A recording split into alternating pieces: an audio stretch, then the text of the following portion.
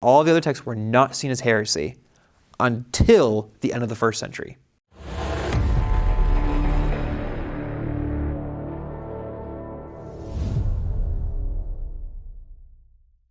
So, understanding ancient Jewish monotheism. So what we get is modern day understanding of monotheism. We have a very specific set of concepts regarding the 6 attributes Caleb described regarding God. And we use those to describe what qualifies as a God. And really, the only thing that makes sense is there to be one God, because if you have 2, it implies that one of them is lacking something else. In order to distinguish the 2 of them, you have to find some way to say that in order to say there's 2, you have to realize that there's something that divides them, which then shows that one is lacking something that the other has, which then really already throws them out and not truly being God. But the issue is that the ancient Jewish people, with the word that we translate as God, don't treat that word the same way that we do. And so we have to understand kind of more how they use it. And this is kind of where people say, oh, this word is a name of God. No, it's not. It's not a name. Elohim is not a name. For the love of all that is good, everyone, Elohim is not a name. I had to tell several friends that, and they continue to say, oh, it's a beautiful name. It's like, it's not. It's a title. It's like calling your mother mom or your boss boss. It's a proper pronoun when you use it. You can use it as a proper personal noun. And when you do, you capitalize it. Otherwise, it's lowercase. You never lowercase a name. But you can lowercase a proper personal, a word that can be used as a proper personal noun. It's like a title. So this framework is not foreign to the idea, but it's not incompatible with our understanding of God, but it's not the same as our understanding of God. We have to kind of see how they use the terms for God, as Elohim kind of is used very differently than we would want to use it, which is why it gets really uncomfortable when we see some things in our translations if we're not aware of how the Hebrew works. So Elohim can and frequently does refer to Yahweh as a proper personal noun, meaning it's used almost like a name for him, but it's still not the divine name. It's kind of, if it was, we would definitely still see the Jews finding some way probably to preserve that name, kind of like with Yahweh, where they inserted the not the alphabet, but the vowels of Adonai in between each of the consonants of Yahweh, which is where we get Jehovah, which was never his name. It was just a way to kind of protect the divine name. And so they did that by taking Yahweh and inserted Adonai in between. So you really get a combination of Lord and Yahweh, or Yahweh. Those are the 2 primary opinions right now regarding how to pronounce the name. It is also used of figures that are not Yahweh. So we have in 1 Samuel where it talks about that the medium is talking with Saul, and then an Elohim comes out of the ground, and who is that Elohim? It is Samuel. It is the prophet. He is described as an Elohim. You also have Deuteronomy 32:17, which we're going to look at later, where it's talking about other creatures that are Elohim. And you get Psalm 82, which we'll be doing a presentation on divine counsel in a few weeks, and how that all plays into it. But again, we have other figures that are described as Elohim that is not Yahweh himself. So in these verses, amongst many, many others, like this is nowhere close to an exhaustive list, Elohim is used of other beings apart from Yahweh. So what exactly does this word kind of mean? Especially if we have a divine, what scholars call divine plurality. People tend to use divine plurality of the Trinity. That's not really how scholars use it. Divine plurality more refers to the idea of there's multiple, at least in the Hebrew mind, divine beings. The question is, who is the true source of all the other divine beings? Like, who is the one that is the uncreated divine being? And who is the one that's the most powerful of them all? Like, who is the one that is the God of gods, in a sense? And so we have multiple Elohim, but there's only one Yahweh. As Heiser would call it, he would call it a place of residence term. Elohim is almost like describing anything that is not of the natural realm, meaning is in the spiritual realm. So Samuel, being dead, his spirit would now be in Hades or Sheol. Therefore, he is now an Elohim. He is a spiritual creature at this point. Angels, which is technically not the most correct term for it in the Hebrew Bible sense, are spiritual beings. Demons are spiritual beings. All these things, Elohim, Yahweh is a spiritual being. They're all Elohim. The question is, who is like the king of the Elohim? That would be a better way to understand it, because this is the word we translate as God, but obviously it's not used with the 6 attributes that we think of.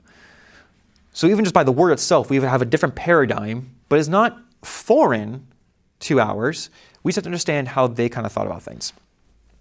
So doesn't the Bible deny that others exist, that other Elohims exist? You have Deuteronomy 4:35, you were shown these things so that you might know that Yahweh is God. Beside him, there is no other, right? There is no other one. First off, technically in the Hebrew, it says, really, in those certain words that I focus on, it would be, you were shown these things so that you might know that Yahweh is the Elohim, Ha Elohim, the definite article. Besides him, there is no other. So it's kind of singling him out, saying that he is the Elohim, like he is like the guy in the spiritual realm. You also have Deuteronomy 4:39, the same chapter. People want to go here. Know and take to heart today that Yahweh is God in heaven above and on earth below. There is no other. Again, technically, we have the before the Elohim. So Yahweh is the Elohim in heaven above and on earth below. There is not another. So we're already seeing there's a slightly different usage in singling Yahweh out, but we're still using the same word for everything else in the spiritual realm. You also get 4:19, not to lift up your eyes to heaven and see the sun and the moon and the stars, all the hosts of heaven, and be drawn away and worship them and serve them, those which Yahweh, your Elohim, has allotted to all peoples under the whole heaven. So first off, there are other spiritual beings out there, and it takes careful notice to say that Yahweh is the Israelites' Elohim, that they belong to him. They are his inheritance, as the psalm would say. He has chosen to work through Israel, but the others are not part of that covenant. So Israel is, their Elohim is Yahweh, which implies that other Elohim are over other nations, or other nations are subscribing to other Elohim. We also get Deuteronomy 32:17, one we mentioned earlier. They sacrificed to Shadim, that were not Eloah, to Elohim they had never known, to new gods that had come recently, whom your fathers had never dreaded. This one, unfortunately, gets mistranslated several times. Thankfully, there are several translations that do get it right, and some that are really good translations, except for this verse. There are some that would translate it, they were sacrificed to demons, which we'll talk about Shadim, and that's more of an interpretive decision on that, how that kind of works, that were not Eloah. That's a singular, and people frequently translate it as a plural. That's not how that works. So they're saying they're sacrificing to Shadim, that were not gods, to gods. That's a contradiction, just in translation. I don't know how that was missed. Because Eloah is singular, it should be they sacrificed to Shadim, that were not God, aka Yahweh, to Elohim, plural, they had never known, to new gods that had come recently, whom your fathers had never dreaded.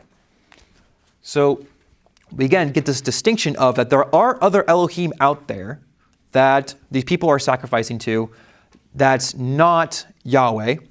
And Yahweh is saying to them that because you're my people, you are not going to sacrifice these other gods. You're focusing on me. I am your Elohim. I'm the one that has the covenant with you. You're the ones I'm choosing to work through to bring about the Edenic ideal of bringing things back to Eden, bringing back that relationship for the whole world, which is ultimately fulfilled through Jesus Christ.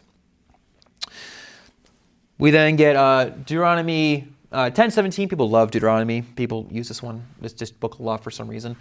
For Yahweh, your Elohim, is Eloah of Elohim and Adonai of Adonim, the great, the mighty, and the awesome Ha-El, who is not partial and takes no bribe. Threw a lot of Hebrew in there. Elohim is kind of like the word sheep. It can be used as a plural word naturally, but depending on the grammar around it, it can be used singular or it can be used plural. But there are other words that we can use for singular, but we frequently see Elohim is the most common one for Yahweh and for everyone else. So anyways, the point being is that for Yahweh, your Elohim is Eloah. So we get the plural assigned to him and then the singular applied to him.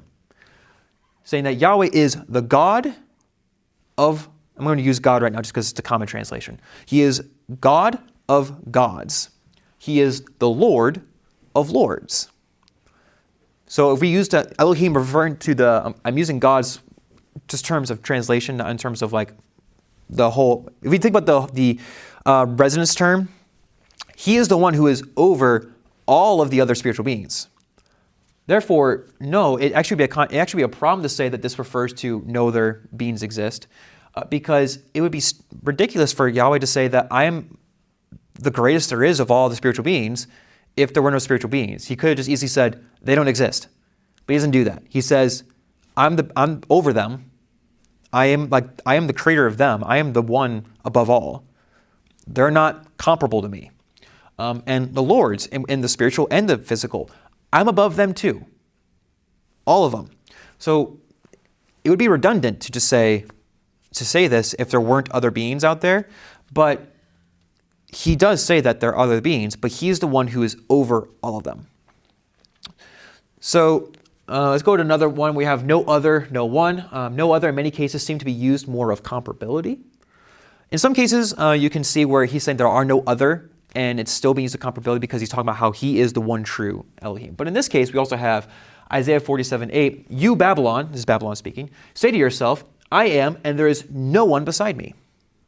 Well, Babylon's obviously not the only city. I mean, it exists, and there are other cities, hence why it captured Israel. So here we're getting is the idea that Babylon believes that there is no other city comparable to who they are. They are the greatest. No other city can compare to who they are. They are the greatest city. You get Deuteronomy 6:4-5. Hear, O Israel, the Lord, our God, the Lord is one. You shall love the Lord, your Elohim, with all your heart, and with all your soul, with all your might. This is the Shema.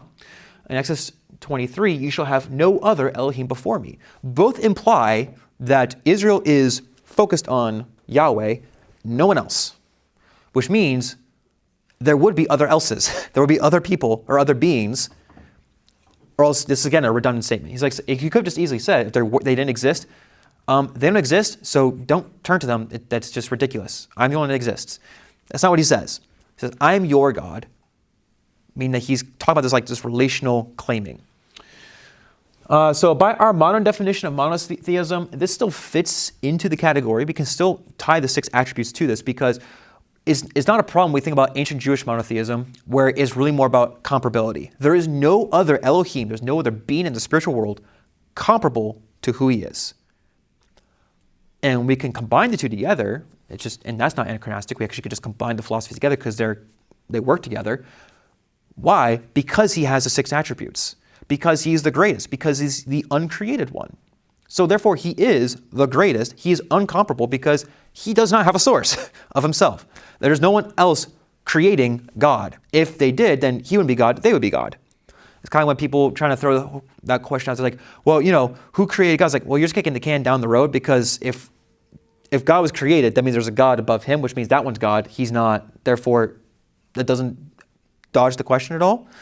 And it's a category error because you're talking about created creatures. God is an uncreated creature. That by definition, he has to be. So this doesn't, again, we can still use the 6 principles, but when we read things like God and gods, Elohim, all those different words in the Old Testament, you have to understand that it's not thinking about the 6 attributes that way. It's talking about comparability and that there are other spiritual beings that reside in the spiritual world, and they can be disembodied humans when they die, or it can be those who just never had a body to begin with. And why is he incomparable? Because he's so great and he has the 6 attributes, etc., etc. So many great things about him. This is where we're going to get to some fun passages. Genesis 19:24. I want to read it, and I want you to kind of see if there's anything odd about this statement. Then Yahweh caused to rain upon Sodom and upon Gomorrah brimstone and fire from Yahweh out of heaven. What's odd about this entire statement? Like he did it, but he did it from himself.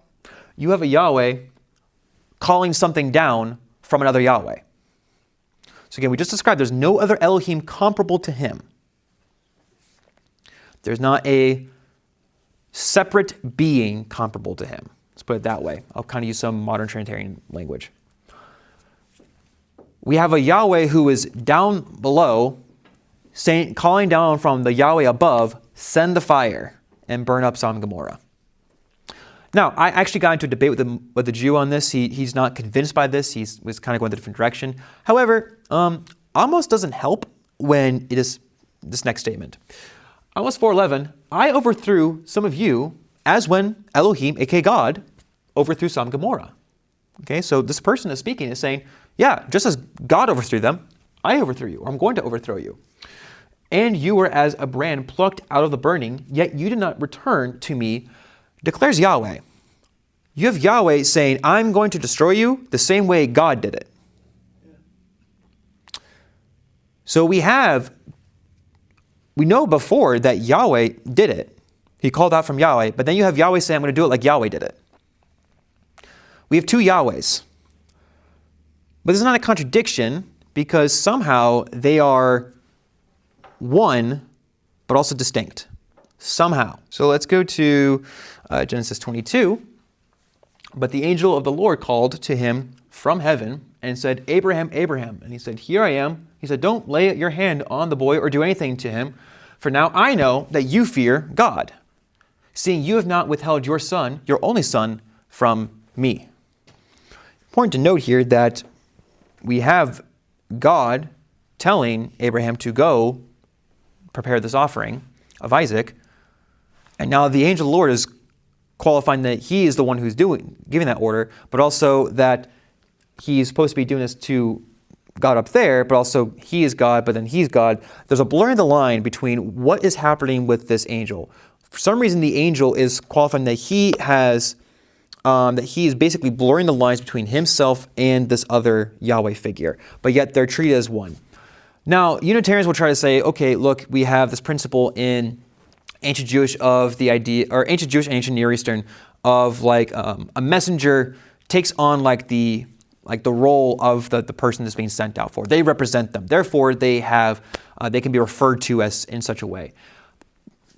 That is true, but this goes farther, and we're going to see how the text really kind of shows that the angel goes even further. The biblical authors go much, much further in blurring the lines between the two. That is not merely representation, but there is some very deep connection between the two that makes them one, and yet not makes them one yet distinct, but not divided. I'm trying very careful not to use Trinitarian language right now. And so it's just interesting that, and the point of it being is that you have Jews, we're going to see in later texts, are trying to figure this out for a while. And scholars have disagreed, Jewish and non-Jewish Christian, like across the board, that the Jews were perfectly okay with this until the destruction of the temple, and then they throw it all away. Call it a heresy. Why? It's starting to sound like the Trinitarian Christians. We'll see more why. If you go to Exodus 19:24, Yahweh said to him, go down and come up bringing Aaron with you. I love this passage. But do not let the priests and the people break through to come up to Yahweh, lest he breaks out against them. Who's talking? Yahweh. Yahweh's saying, bring them up. So Yahweh. Bring them up to Yahweh. Don't bring the others, or he, Yahweh, is going to smite them. We got two Yahwehs. We got what's called in theology a theophany, where you have this physical representation, this physical Yahweh, but yet it's also referring to a non-physical Yahweh. Gee, that sounds very familiar. It's almost like the entirety of the New Testament, but goes further with an incarnation. But I digress. Genesis 31, 10 through 13. And it came to pass at the time that the flock conceived, I lift up mine eyes and saw in a dream, and behold, the he-goats. Love that translation. It's just funny. It's great. The he-goats, which leaped upon the flock, were streaked, speckled, and grizzled. And the angel of God, equivalent to angel of the Lord, said unto me in a dream, Jacob. And I said, here am I. And he said, lift up now thine eyes and see all the he-goats. Great word. Love it. Which leap upon the flock are streaked, speckled, and grizzled, for I have seen all that Laban does unto thee. I am the God of Bethel, where thou did anoint a pillar, where thou did vow a vow unto me. Now arise, get thee out from this land, and return unto the land of thy nativity. Okay, so what? Elohim can refer to anything. Problem is, previous chapters. Calls back to Genesis 28 and Jacob's vision of the heavenly ladder and Yahweh's above it. It specifically says that Yahweh's above it, saying, I am Yahweh, that's how we know it's Yahweh, the God of Abraham, your father, and the God of Isaac. After the vision, Jacob says, surely Yahweh is in this place, and I did not know it. This is after the dream. How awesome is this place? This is none other than the house of Elohim.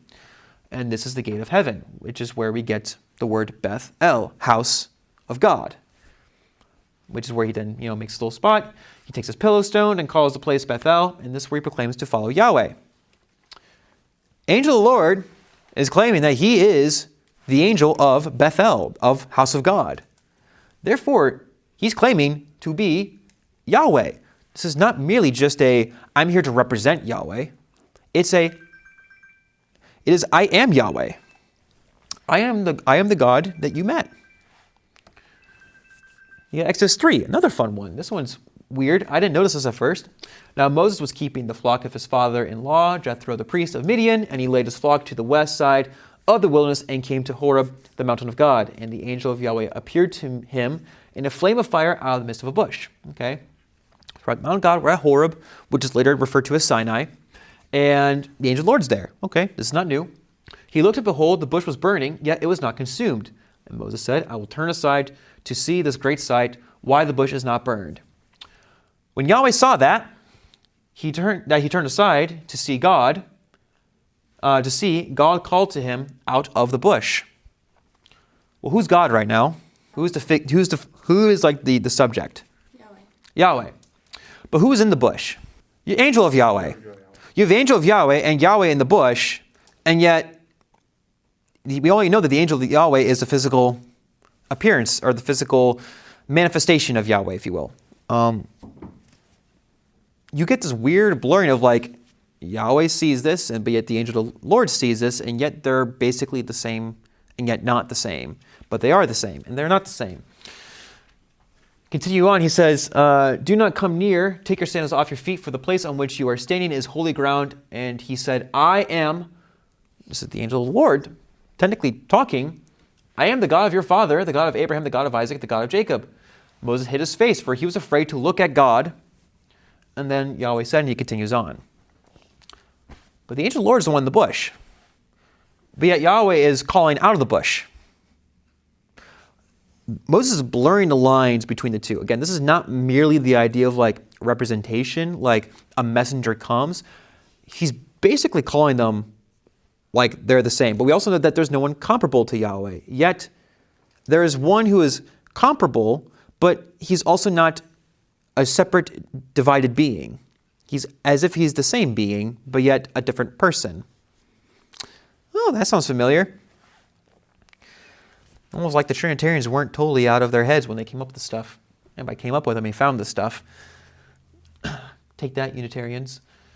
Exodus 23:20 through 21. Behold, I send an angel before you to guard you on the way and to bring you to the place that I have prepared. Pay careful attention to him and obey his voice. Do not rebel against him, for he will not pardon your transgression, for my name is in him. Okay, so we're going to focus on what's called now the name theology.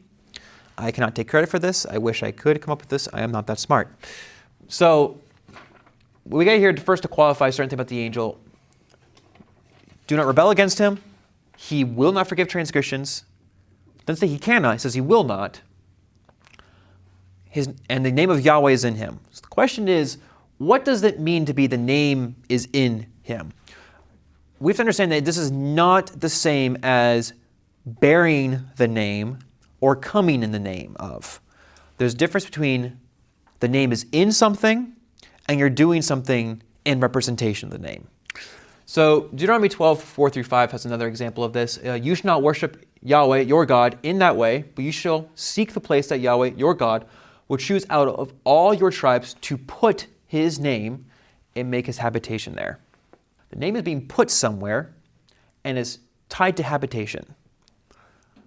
So God will choose out of all your tribes to put his name, make his habitation there. The name in this case is associated with the divine presence of Yahweh. as if he is actually there. Okay?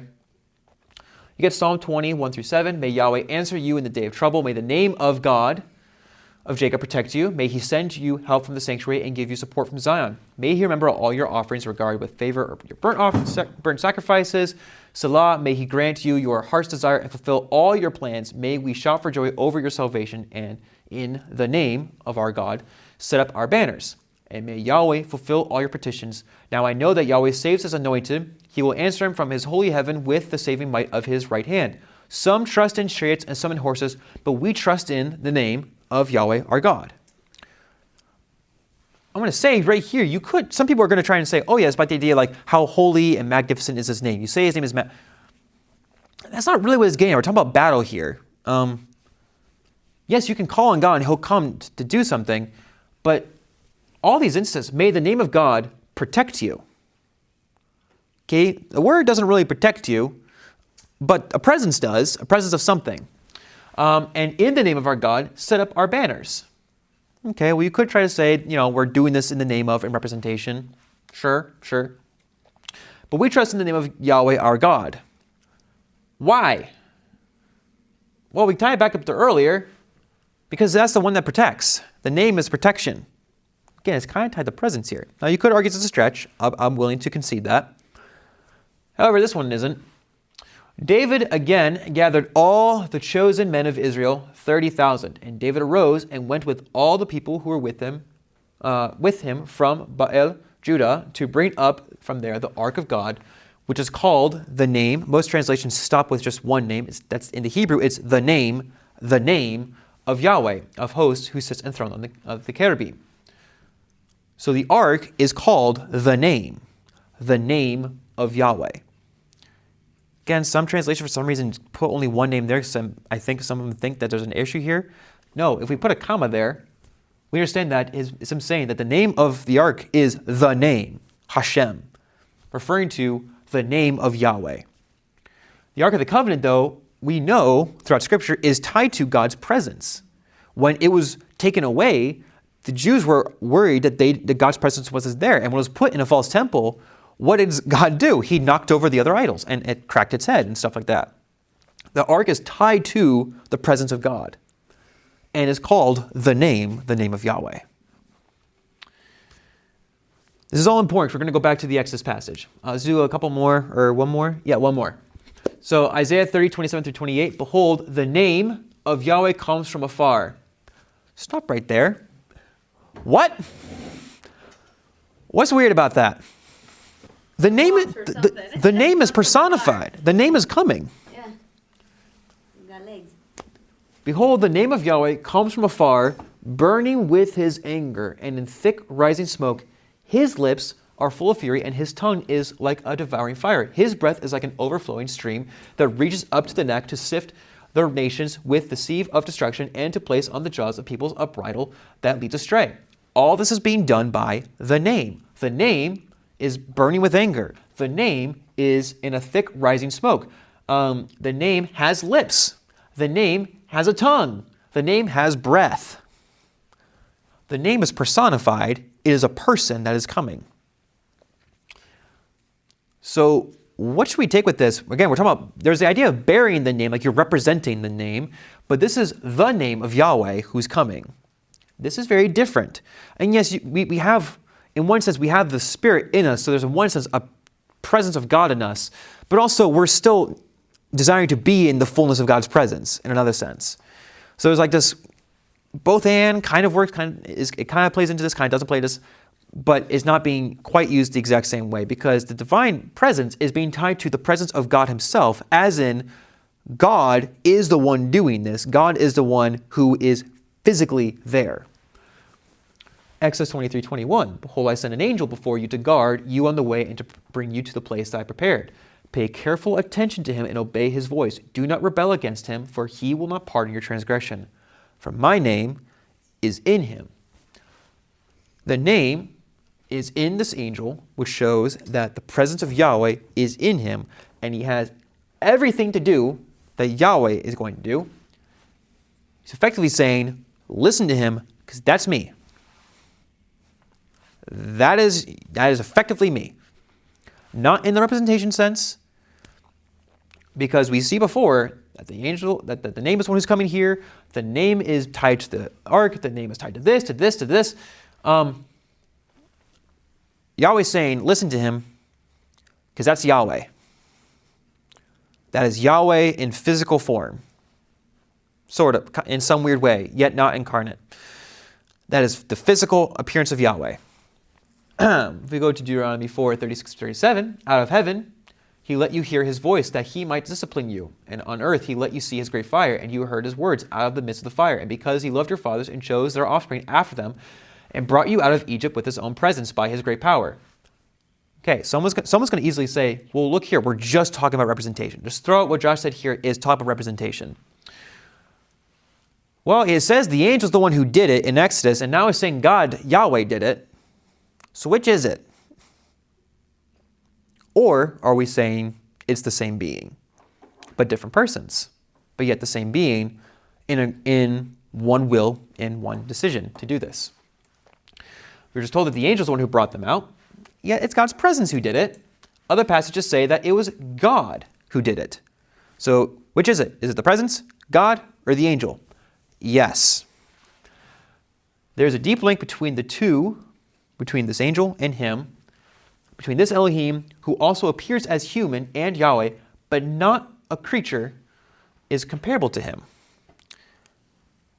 Well, if this one is able to be comparable to him, he must not be a creature.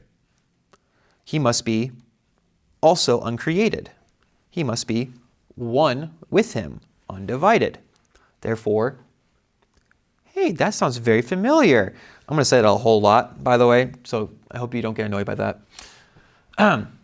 He said, my presence will go with you, and I will give you rest. Judges 2, 1 through 2. Now the angel of Yahweh went up from Gilgal to Bochim, and he said, I brought you out from Egypt and brought you into the land that I swore to give to your fathers. But Yahweh is the one who did that, and yet the angel is the one who's saying he's doing that. God wouldn't share credit unless it was actually him. Okay? This argument that it's just merely representation doesn't work, because the angel of Yahweh gives no qualifications or gives no distinction to saying that it was some other being. He just comes in and says, hey, I'm the guy from Egypt. I'm the one who did this. The other representations, what they tend to do is they come in and say, like the prophets say, and the Lord God says this. Angel doesn't do that. He just kind of shows up and says, I'm the one who did this. Very different approach. Prophets, Lord said this. Angel, I did this.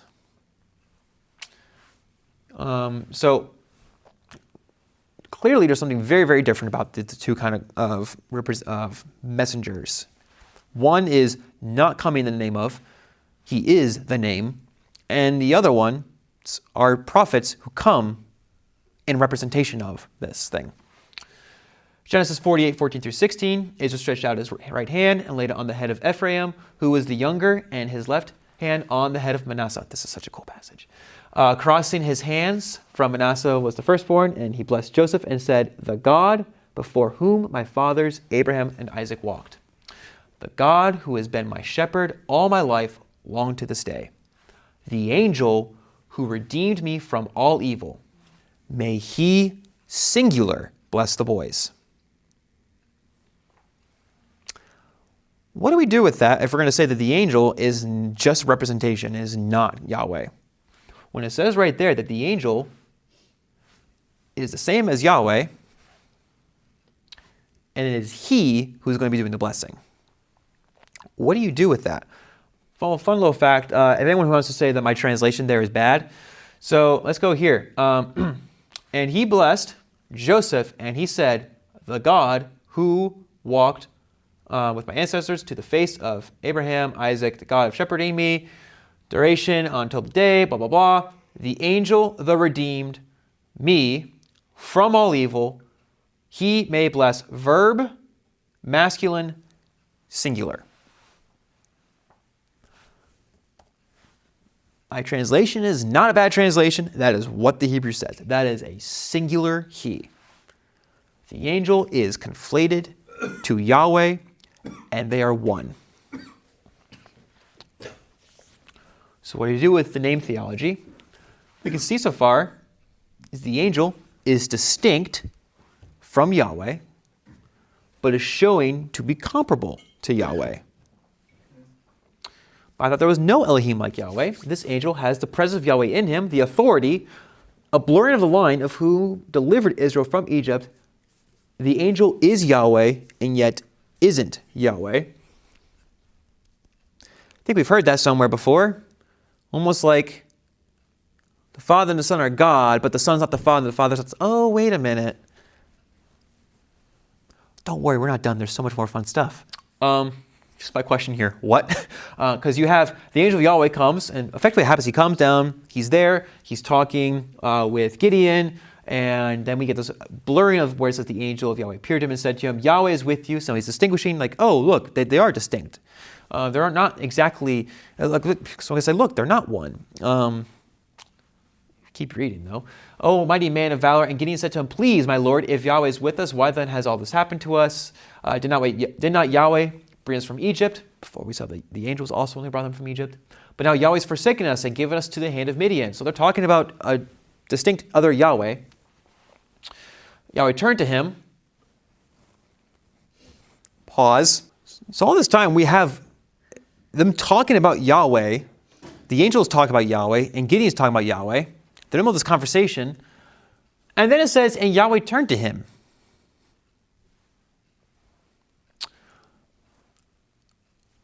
We already classified a distinction, and yet we're now saying that this is Yahweh. Again, this ain't representation.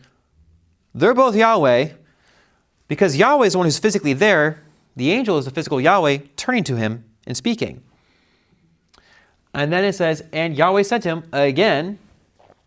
And then he goes on, and where Gideon says, I'm going to go prepare this meal. Please don't leave. And then he says, I'll stay and wait till you return. Well, who's the one talking? Angel of Yahweh, yet Yahweh is the one who's turning. Clearly something's here. So Gideon went into his house, prepared a young goat and unleavened cakes from an ephah of flour. The meat he put in a basket, and the broth he put in a pot. He put them, so he makes all this great food. Brings to the angel of Yahweh, take the meat, unleavened cakes, and put them on this rock, and pour the broth over them. And he did so. Then the angel of Yahweh reached out the tip of the staff that was in his hand and touched it. So this is a physical presence, okay? Not just like merely a vision. We're touching things now. And the meat and the unleavened cakes, and the fire sprang up from the rock and consumed the meat and the unleavened cakes. Angel Yahweh vanishes from his sight, and Gideon perceived that he was the angel of Yahweh. He's like, oh, must be him. And Gideon said, alas, O Lord God, for now I have seen the angel of Yahweh face to face. And then Yahweh starts talking to him, who's not there anymore, and yet is there. Peace be to you, do not fear, you shall not die. But yet before it was Yahweh who is the angel, and yet we also have a Yahweh who is not the angel. We got two Yahwehs, and Yahweh keeps talking to him after he disappears. That scared Caleb. Really freaked him out. It was hilarious. I read it to him, and he was like, jaw dropped, and he was like, what? What's happening here? Hence why it's called what. Because you conflated or brought together Yahweh with the angel. And then down here, the angel vanishes, but then Yahweh from heaven is speaking to him. We got two Yahwehs. Again. This one is fun. I'm going to argue this probably is more what John was referring to when it comes to the word. However, you can argue that the other arguments that are made there. I like this one, though, because it actually confines in the Hebrew. So Genesis 15:1. After these things, the word of Yahweh came to Abraham in a vision. What are visions? Correction. What sense do you use for visions? Your sight. Your sight. The word is visual right now. You are seeing the word. He's not just seeing literally the letters Y, W. That'd be weird. That's not what's happening, but he's seeing something. Now the boy Samuel was ministering to Yahweh in the presence of Eli, and the word of Yahweh was rare in those days. There was no frequent vision. Okay, so we've tied the word coming to visions right now. With Abraham and this, the word of Yahweh comes in visions. God has not been showing up in human form or in any physical form. 1 Samuel 3:7. Now Samuel did not yet know Yahweh, and the word of Yahweh had not yet been revealed to him.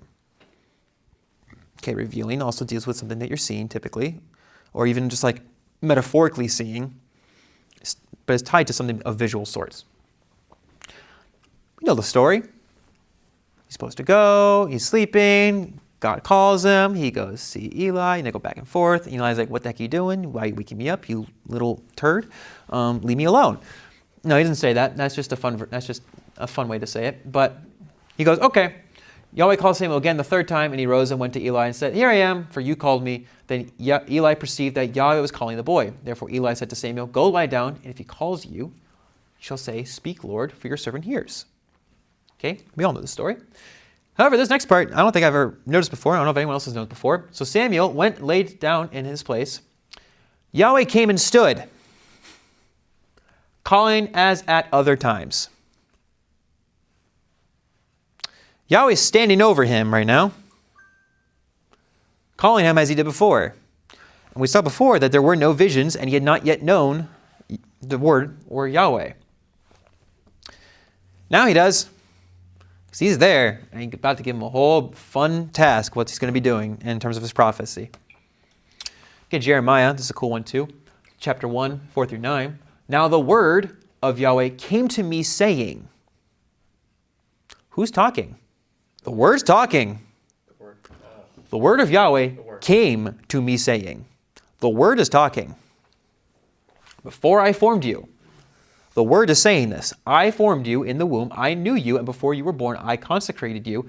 I appointed you a prophet to the nations. Then I said, Lord God, behold, I do not know but how to speak, for I am only a youth.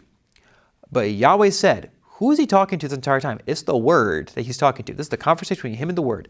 Now we have Yahweh speaking in the same conversation. Do not say, I am only a youth. For to all to whom I send you, you shall go, and whatever I command you, you shall speak. Do not be afraid of them, for I am with you to deliver you, declares Yahweh. Then Yahweh put out his hand and touched my mouth. Physical Yahweh touching the mouth. And Yahweh said to me, behold, I have put my words in your mouth. Ezekiel has something similar where, I think it's in chapter 5 or chapter 6, it says, the word of Yahweh came to me saying. The word is the one speaking. And yet it also says that it is Yahweh. Well, what's the opening of John? In the beginning was the Word. The Word was with God. The Word was God.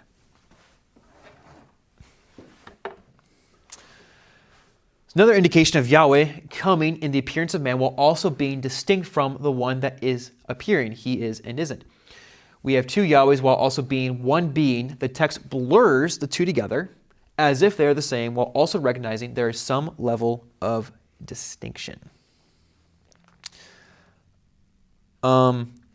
This is not in my notes, but I want to kind of go here. I've been more and more persuaded because of this in early church history as well. There are cases, we're going to see in the next passage, a case where this is not always the exact same thing, but we're talking about like the word, the name, and these things. A lot of people want to say that that must be the Father, if we're going to take New Testament language.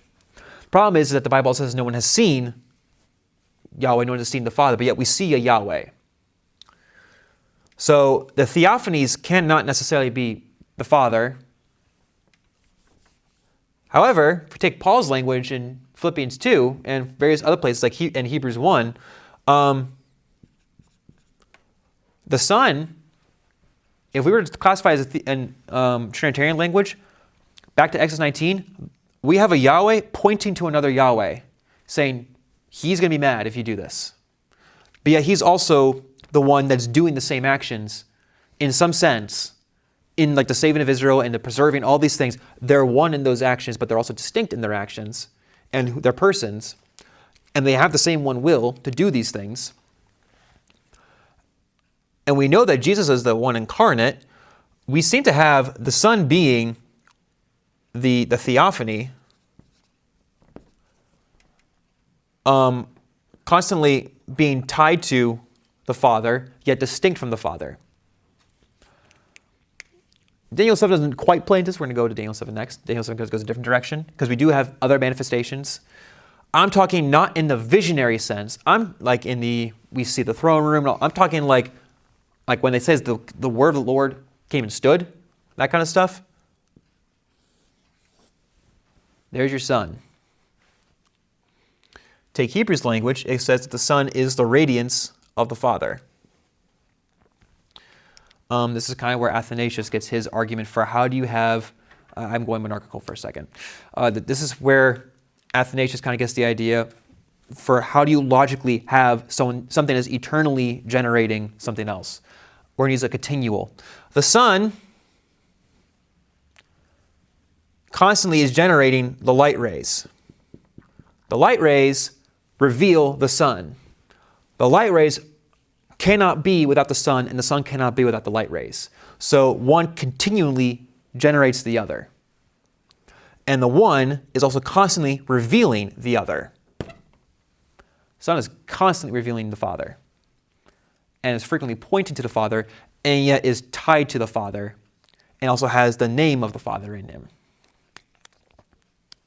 I think that's really, really interesting. Because all these cases back here, let's go back to here. Angel, I would say, if we use Trinitarian language for a second, Father speaking, the Son is going to be doing this. You should not worship Yahweh your God in that way. Let's see here. This is my case for the name. Let's go here. Where is it? Here we go. We get them all tied together, being the one being. You also get Son, Father, but then also a different Yahweh. Sorry, Son, then a different Yahweh, Father, perhaps. The Word of Yahweh, well, John 1, in the beginning was the Word, and the Word was with God, and the Word was God. If we were to throw Trinitarian language down for a second, these physical appearances more than likely is the Son, with the constantly pointing to the Father, coming in the name of the Father, but also having the name of Yahweh in it because they are of the same essence. Cloud Rider, familiar title in the ancient world, primarily used of the Ugaritic god, one of the Ugaritic gods, Baal. You've mentioned this before, but I'll just give the summary again. And so this term, Cloud Rider, is tied in some cases to what's many refer to fertility. A lot of people are kind of think of fertility regarding like reproduction. But fertility also kind of more refers to the idea of like provision and like if you're coming out of the clouds, you're also bringing the rain. Therefore, you're bringing the vegetation and the source for life. It's really interesting that in 1 Kings 18, where you have Elijah going up against the 450 different prophets, he tells them to bring the prophets of Baal and Asherah. Both of them are fertility gods. Why is that important? Because earlier in the chapter, it says that there's a famine in the land. Which means already these gods are too weak because they're the ones being worshipped to overcome Yahweh to bring this. And then when we have the whole, they're supposed to bring on the fire and then they don't. And then Elijah comes. What does he do? A lot of people think like, oh, well, he's just kind of showing off by pouring the water. Like, oh, look, God can burn up all this. If they're in the middle of a famine, which is a dry spell, and you're pouring out all the water, you're basically saying that either God's going to show up or he's not. And if he doesn't, we're going to die. If he does, we're going to live. Then God burns up the stone, the dust, the water, the logs. And then what happens? A small cloud comes by, the size of a hand, showering the land. And there's food on the top of Mount Carmel, which Carmel could be translated loosely as mountain of the garden mountain. And up there they have a magnificent feast after this showdown. Cloud Rider, regarding Baal, is tied to fertility and rain. So this idea. So it's tied to the idea of a divine being, one believed to be gods. And so the whole point is that this motif is only used with divine figures. However, the biblical authors then take it and appropriate it, and they say, no, God is doing it. It's kind of like their little polemic by saying, no, Yahweh is the true God who brings providence to the land. He's truly the one that provides the rain and for food and for life and sustenance. If they read 1 Kings, they would know that. Technically, early church, they actually called 1st and 2nd Samuel 1st and 2nd Kings, and therefore 1st Kings would be 3rd Kings. I like that better. I don't personally, I should look into why we changed that. I like that better because Samuel dies in the first book. So I don't know why we have 2 books named after him when he's dead. And 1st and 2nd Kings are technically continuing 1st and 2nd Samuel. Kind of a weird choice on our part. I'm not sure why we did that. I have to look into that. Anyways, Deuteronomy 26, we get examples of this. There is no one like God, O Jeshurun, who rides through the heavens. Okay, O kingdoms of the earth, sing to God, sing praises to Yahweh, Salah, to him who rides in the heavens. An oracle concerning Egypt, behold, Yahweh is riding on us with cloud. Okay, so these are examples of taking this. Another one we saw in 104, bless Yahweh, O my soul, O Lord my God, you are very great, you are clothed with splendor and majesty, covering yourself with light. As the garment, stretching out the heavens like a tent, he lays the beams of his chambers on the waters, he makes the clouds his chariot, he rides on the wings of the wind, he makes his messengers winds, his ministers a flaming fire. So again, we're riding the heavens, riding clouds, effectively the same thing. It's doing this riding. Yahweh is the one who did it, is doing this, not Baal. Yahweh is the true one. So every instance is tied to Yahweh. Except one. And yet, not one? Hello. There we go. Daniel 7. As I looked, thrones were placed, and the Ancient of Days took his seat. Right, just after like the beasts and what they're doing, they come out of the water, and you have the scariest one where you can't even really describe what kind of creature he looks like. You just describe the claws and the teeth and all these kind of things between this chapter and the next chapter. And so his clothing was as white as snow, and the hair of his head like pure wool. His throne was fiery flames. Its wheels were burning fire. A stream of fire issued and came out from before him. 1,000,000 served him, and 10,000 times 10,000 stood before him. The court sat in judgment, and the books were opened. So Yahweh's sitting on his throne. Divine council also opens the books and sits in judgment, where they're judging over the beasts.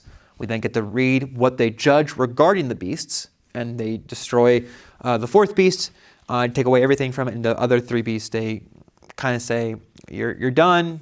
You're not going to throw you into the pit with the other one, but you're done. You don't get the power and authority. You will be destroyed eventually.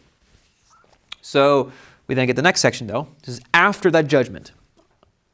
I saw in the night visions, and behold, with the clouds of heaven. Or, in some translations, on the clouds of heaven. There came one like a son of man. Well, hold on. The cloud rider is supposed to be Yahweh, but the Ancient of Days is already in his seat. The Father, in this case, is already in his seat. He was judging. Now we have one like a son of man coming, and he came to the Ancient of Days, and he was presented before him. So he's presented before the Ancient of Days by his Trinitarian language. The Son comes to the Father and is presented before the Father. And to him was given dominion and glory and a kingdom, that all peoples, nations, and languages should serve him. His dominion is an everlasting dominion, which shall not pass away, and his kingdom one that shall not be destroyed. Honestly, one place you could argue this happens is when Jesus ascends, because he goes up on the clouds. So you have one like a son of man. Well, Jesus would be incarnate son of man, who then ascends on the clouds, at the right hand of the Father. Possible that's what this is referring to. Possible. Could be referring to a later time. But still. Actually, hold on. So we get 2 Yahwehs. One in the form of man and one that's not in the form of man. I mean, he has a physical appearance in this because it's a vision, which is, or like I think in this case it's like a dream that Daniel's going through. Like this visionary dream. So he's like asleep, but yet cognizant at the same time. Very different than like, is similar and different than the other visions. It's weird. Prophetic visions are just kind of weird to go through. But you have the Son of Man on the clouds of heaven doing what only Yahweh does, but yet is not the same as the one who's in the throne presently in this picture. But he's the one who's given authority by the Ancient of Days. We have 2 Yahwehs. Now, Jews will come back and say, oh, we never believed this. Second Temple says otherwise. This is important because this actually defends everything we just went over. Even doesn't really need defense. It's pretty clear, but what the heck. They recognized very quickly, especially since the Hebrew makes it even more obvious, and they wrote down some text to try and figure out what exactly is going on here. Couple theories. Exalted human, other spiritual beings. I'll tell you right now, both of them are bad arguments because that means we're making them comparable to Yahweh. That already denies Jewish monotheism. So this figure has to be also one with Yahweh. But we'll go through their arguments. You get 2 Enoch 30, 11 through 12. And I placed him on earth, a second angel, honorable, great, and glorious. And I appointed him as ruler to rule on earth and to have my wisdom. This is referring to Adam. This is one case saying, okay, maybe Adam is this. Maybe Adam is the one who did this because he is the first human and God restores him after he's died. Or this was he was supposed to be and then he falls, kind of thing. So looking back on the sixth day of creation, it sees Adam as chief angel made ruler. At least that's the way it's trying to argue it. You got another example in what's called the Testament of Abraham. This came later in the Second Temple. It's like, what we mean by Second Temple is the after the First Temple, before the destruction of the 170 AD. That's the entirety of the Second Temple period. So this could be before time of Jesus, during time of Jesus, after time of Jesus, up until the temple is destroyed. Testament of Abraham, you have this wonderful one who sat on the throne. The wonderful one tore the hairs of his head and the size of his beard and threw himself on the ground. He saw many souls entering the narrow gate, and he rose from the ground and sat upon his throne in great joy. Who is this marvelous man and adorned with such glory? Sometimes he weeps and laments, sometimes he rejoices and exults. And then it says in the text, this is the first created Adam, who is in such glory, and he looked upon the world because all are born from him.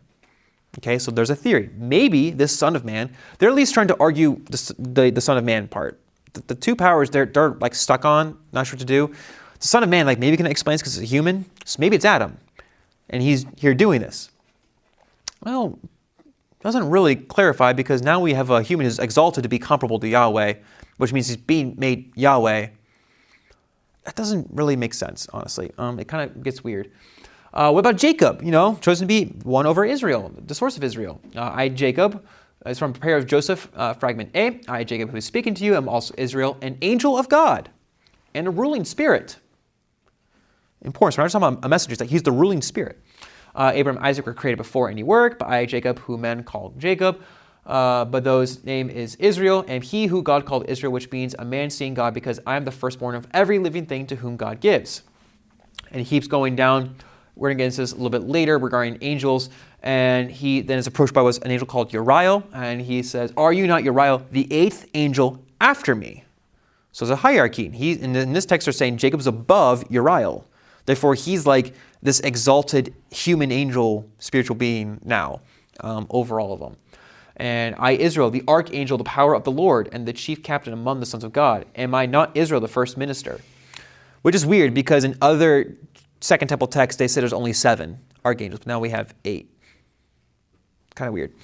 What about Enoch? This was a popular one. We get, and it came to pass, after this, that my spirit was translated and it ascended into the heavens. I saw the holy ones of God. They were stepping on flames of fire. You just see this great heavenly image. And then we get to the point of, and with them, the head of days, his head white and pure as wool. Sounds like Daniel 7. This is why they're kind of tying it to this. They're trying to speculate that Enoch is this guy because he ascended before he died. And his raiment indescribable. I felt my face, my whole body became relaxed, and my spirit was transfigured. And that head of days came with Michael and Gabriel, Raphael, Phanuel, thousands of 10,000s of angels without number. And he came to me, greeted me with his voice, and said to me, this is the Son of Man who is born unto righteousness. Okay, so explicitly right here, we're saying maybe it's Enoch. Second Enoch also postulates that maybe it's Enoch, and it kind of goes through the same thing. Like, okay, let's exalt Enoch to be the Son of Man. Is kind of where it goes with this. Another thought was maybe it's Moses, where in this text with Ezekiel the tragedian, you have Moses being there, and then what's weird is that it's referring to Sinai, and it says that Yahweh gets up from his throne and offers basically his position and power to Moses, kind of like, here, try it out. I have problems with that idea, but this is the thought. Maybe it's Moses. Obviously, none of these make sense given the following. Adam sinned against God. Moses talked to the angel of Yahweh. Jacob talked to the angel of Yahweh. Enoch is pure speculation on the very fact that we have this much about him, and none of them are comparable to Yahweh. So why are we now taking the angel who is comparable to Yahweh, the Father in this case, and yet making these created beings? That's almost Arianism, and yet not. It's a weird, different version. What about exalted angels? Maybe it's Michael. Testament of Dan, and now fear the Lord, my children, and beware of Satan, his spirits, draw near unto God, unto the angel that intercede for you. He's a mediator between God and man. So we're saying Michael is the interceder. He's the one that goes between. So maybe it's Michael. He's often viewed as the highest of the archangels. Yet he would be under the angel of the Lord, technically, since that is Yahweh. Joseph and Asenath, you get the same thing here, where it's just trying to tie that Michael as a possibility. And they do this with several other figures. So the idea is, okay, maybe it is human, doesn't work. Either they met the angel, or they sinned against God, or they are made comparable. God already said there's no Elohim comparable to him, and Michael is clearly shown to be not the angel of the Lord throughout the text. In fact, it doesn't really talk about it until Daniel, and he's not tied to the Son of Man or to the other passages. So this is just a glimpse into the Jewish mind during the Second Temple period, that this was very much on their mind. There's an entire book by Alan Siegel, who is a Jew and believes it's a heresy, but he recognizes that this was a big part of their Jewish history, that there were two Yahwehs, and yet they were one, undivided, but yet they were distinct. Philo also has a theory where he talks about the words. Kind of maybe word drama is also, again, another idea. It's very deep Jewish philosophy. I won't try to break your head over that tonight. So then comes Jesus, who is described as the Word, John 1, claims to be over the council in John 10, walks on the sea, Matthew 14, freed the people from Egypt, according to Jude, with which before is tied to presence, God, and the angel. So now where's Jude is saying Jesus did it. He is the Son of Man, cloud rider, hence why when he makes a statement, all of the Pharisees there cry blasphemy. When he claims to be the Son of Man, the one who rides the clouds of heaven, they cry blasphemy. Why? Because cloud rider is something only God can do. It cannot be merely an exalted human, or else it wouldn't be blasphemous. It cannot be merely another angel, because then it wouldn't be blasphemous. It has to be one who is actually Yahweh. All the different titles are either given to or claimed by Jesus regarding who he is. This idea of the two powers was part of why it wasn't difficult for a Jew to become a follower of Jesus. They already had it built into their theology, and it was after Jesus the Jews rejected it, not before. Philo and all the other texts were not seen as heresy until the end of the first century. That is when it became a heresy, to say that there are two powers in heaven, to say that there are two distinct Yahwehs, so there are one.